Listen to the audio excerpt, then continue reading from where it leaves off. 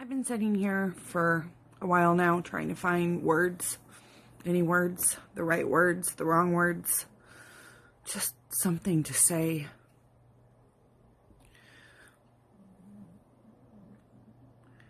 This week's been hard. This week's been really hard. It's been really hard to watch people that I consider friends be more ignorant than I'm willing to tolerate anymore. It's been hard to see another Black American man be taken by the hands of police brutality and systematic racism. And, you know, I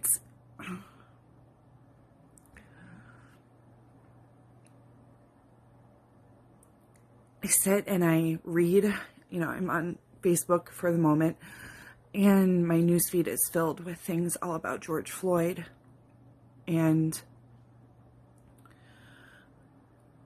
everybody was, in support of the fact that this was murder, that George was murdered. And then the riot started, and the protests started, and the looting started, and then everybody has an opinion. And everybody feels free to share the opinion that this isn't the way that this should be handled. This isn't the way to make change. Well, I'd like to remind everybody that we literally are only a country because of a riot. I mean, that's what the Boston Tea Party was. Just a little American history. And sometimes you have to demand change through anger and action and burning it fucking down. Because people aren't hearing you. People aren't hearing. And so you have to make them see. And to watch those videos and to feel the anger and the sorrow and the pain. I mean, you can just feel the pain of Black America just pouring out.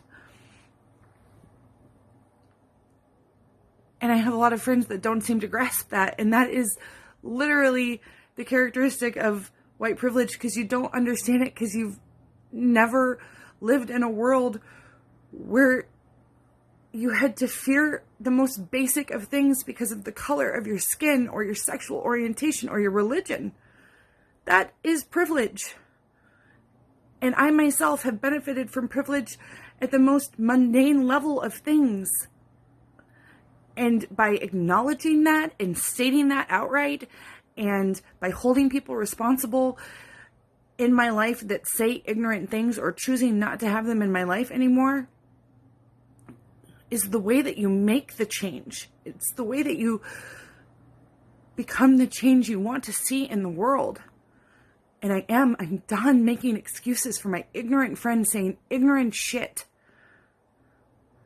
I don't even know why I've tolerated it for so long. Like correcting you when you say horrible things and you think that it's okay because you don't follow it through with marching in a white supremacy rally. It's not okay though. You're perpetuating something that isn't okay. And if you don't see that, then I don't want you in my life. I don't want to have to keep making excuses for you anymore.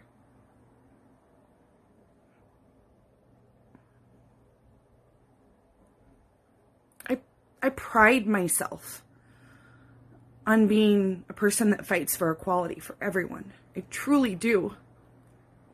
And my parents were screwed up and they did a lot of stupid parenting shit. But that's not one of the things they ever did. They raised me to truly believe that everyone is equal.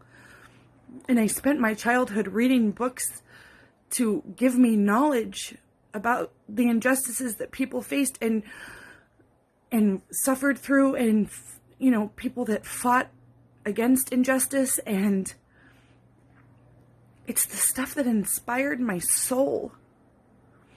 And I spent my entire life regretting that I wasn't alive in the 60s to fight for the civil rights movement and the women's movement. And little did I know that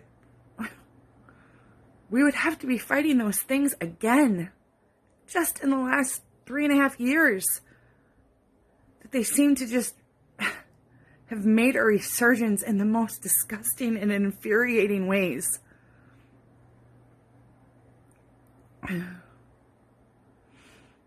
People can't sit by. White people cannot sit by any longer and just keep your mouth shut and say, it's okay because I'm not racist.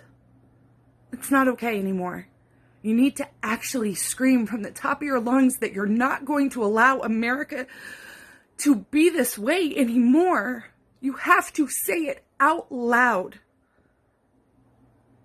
It's the only way that it's going to change. It has to start. It has to start with us because we're the ones benefiting from the white privilege.